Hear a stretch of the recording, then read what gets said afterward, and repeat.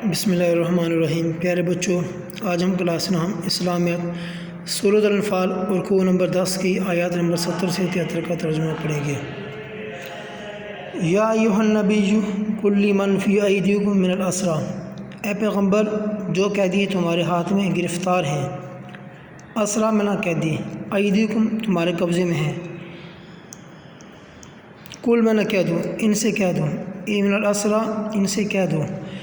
ان یعلم اللہ فی قلوبکم خیرا، کہ اگر خدا تمہارے دلوں میں نیکی معلوم کرے گا، فی قلوبکم خیرا نیکی معلوم کرے گا، خیرا منا نیکی، یؤتکم خیرا مما اخذ منکم، تو جو مال تم سے چھین گیا ہے اس سے بہتر تمہیں عنایت فرمائے گا، ویغفر لکم اور تمہارے گناہ بھی معاف کر دے گا، واللہ غفور الرحیم خدا بخشنے والا مہربان ہے۔ اس آیت میں یہ بیان کیا جا رہا ہے کہ جب مسلمانوں نے کفار سے مقابلہ کیا اور جو مال غنیمت مسلمانوں کے پاس آیا، اللہ تعالیٰ نے فرمایا کہ یہ مال تمہارے لیے حلال ہے، آپ اس کو استعمال کر سکتے ہو، اس کو کھا سکتے ہو۔ اب اس سے جو قیدی تھے ان کے دل آزاری ہوئے، اس مال کو دیکھ کر قیدیوں کے دلوں میں تھوڑی سی تکلیف ہوئی، پریشانی ہوئی، تو ان کی دل آزاری ہوئی۔ اللہ تعالیٰ فرماتے ہیں کہ اے نبی ان قیدیوں سے کہہ دو جو تمہارے ہاتھ میں ہے نا، اگر خدا تمہارے دلوں میں نیکی معلوم کرتا، یعنی اگر تمہارے دلوں میں بھی نیکی ہوتی، ایمان ہوتا، تو جو مال تم سے چھین گیا ہے اللہ تعالیٰ تمہیں اس سے بھی زیادہ بہتر عطا فرماتا۔ لیکن اگر تم لوگ ایمان لے آتے اور اپنے آپ کو ایمان کے اندر داخل کر لیتے،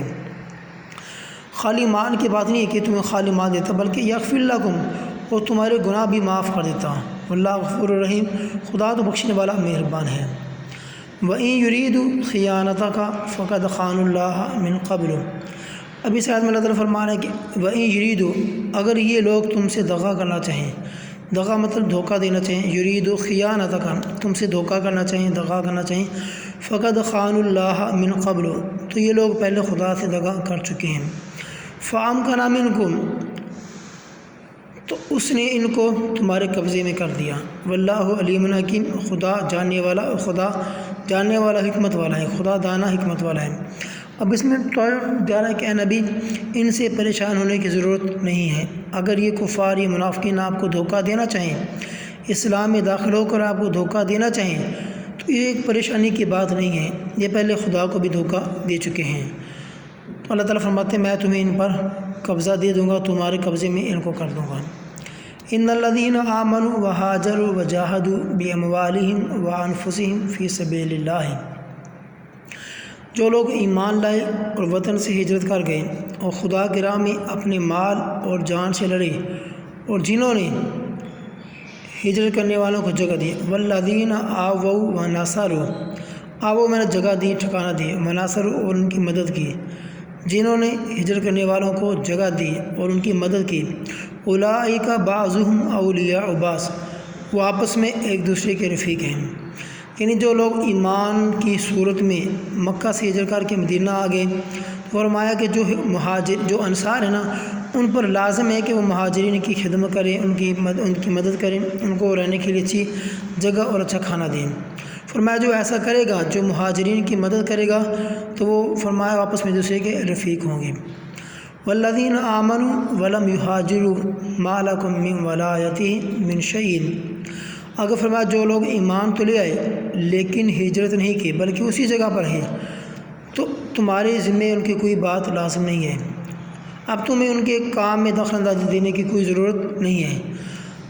ما لکم من ولایتہم من شیء حتی یہاجروا، جب تک وہ ہجرت نہ کریں ان پر تمہاری کوئی ذمہ داری نہیں ہے، ان کے کام میں دخل اندازی دینا تمہاری ذمہ نہیں ہے۔ وَإِنِ اسْتَنصَرُوكُمْ فِي الدِّينِ، ہاں اگر تم سے دین کے معاملے میں مدد طلب کریں، فَعَلَيْكُمُ النَّصْرُ تو پھر تم پر ان کی مدد کرنا لازمی ہے، یعنی اگر ان کو دین میں کوئی پریشانی مصیبت آ جائے تو پھر مدد طلب کریں تو پھر تم پر لازم ہے کہ ان کی مدد کی جائے۔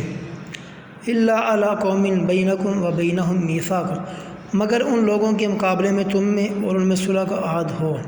یعنی تم میں اور ان کے صلح کے درمیان عہد ہو چکا ہو۔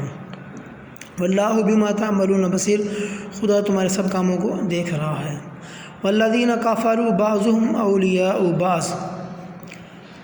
اور جو کافر ہیں وہ بھی ایک دوسرے کے رفیق ہیں، یعنی جب کافروں کا مقابلہ مسلمانوں کے ساتھ ہوتا ہے نا تو کافر بھی ایک دوسرے کی مدد کرتے ہیں مسلمانوں کے مقابلے کے لیے، تاکہ وہ سارے مل کر مسلمانوں کا مقابلہ کر سکیں۔ اللہ فرماتے ہیں الا تفعلوہ، اگر تم بھی مسلمانوں کی مدد نہیں کرو گے، جب ان کو مدد کی ضرورت ہوگی تم پر لازم ان کی مدد کرنا، اگر تم مدد نہیں کرو گے تکن فتنۃ فی الارض، تو زمین میں ملک میں فتنہ برپا ہو جائے گا، وفساد کبیر، اور بہت بڑا فساد مچے گا۔